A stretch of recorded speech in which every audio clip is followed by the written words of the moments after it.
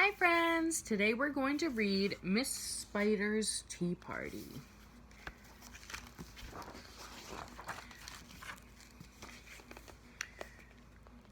One lonely spider sipped her tea while gazing at the sky. She watched the insects on the leaves and many flying by. If I had friends like these, she sighed, who'd stay a while with me? I'd sit them down on silken chairs and serve them cakes and tea.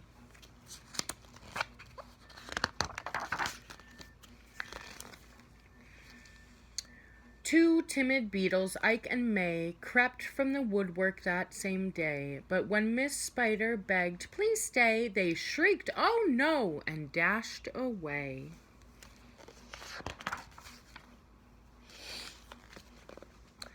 Three fireflies flew inside that night, their spirits high, their tails alight. They spied the web and squeaked in fear, "We'd better get away from here." The little trio did not feel they'd care to be a spider's meal.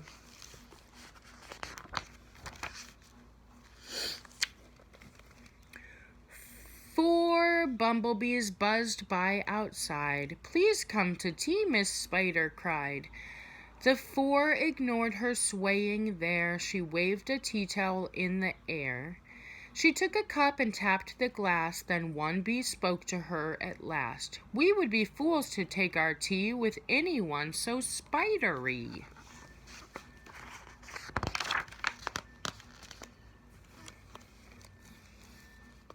Within the shadows of the room, just peeking from behind a broom, five grinning faces bobbed and peered. Miss Spider smiled, her heart was cheered. Descending for a closer look, she danced in the into the gloomy nook, but sadly found those jolly mugs belonged, alas, to rubber bugs.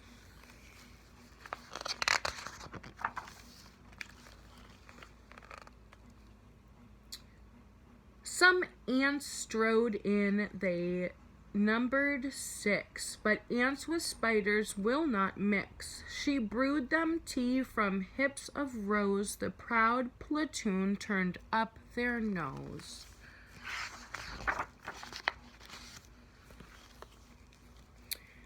A fine bouquet concealed its prize of 7 dainty butterflies. Miss Spider, watching from the wall, was not aware of them at all.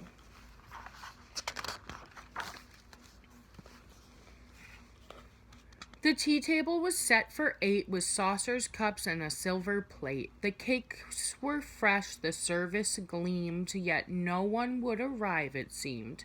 Her company in no demand left her a cup for every hand. 9 spotted moths, kept safe and warm in shelter from a thunderstorm. They stood beneath an open sash and watched the jagged lightning flash.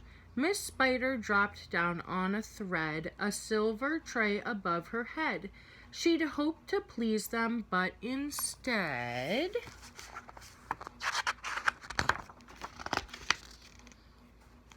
they flew away in mortal dread.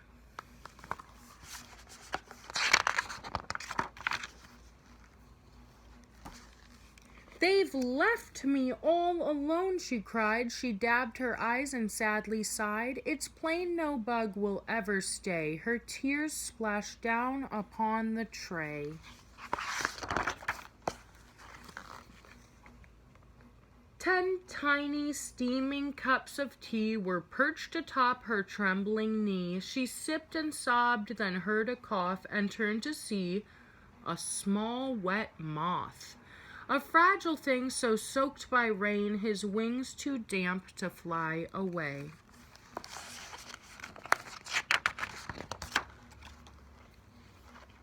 She smiled and took a checkered cloth to cloak the frail and thankful moth. They talked and snacked on tea and pie until his tiny wings were dry. Then lifting him with tender care, she tossed him gently in the air.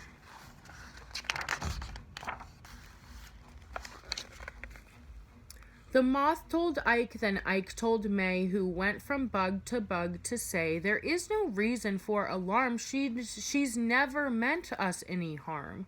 So later on that afternoon, assembled in the dining room, 11 insects came to tea to share Miss Spider's courtesy.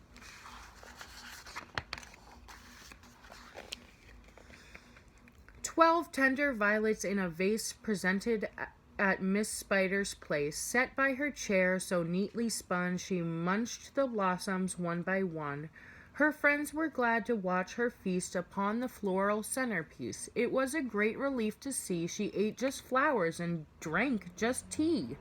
Miss Spider's reputation grew. Before too long our hostess knew each bug who crawled or hopped or flew, and all their lovely children too."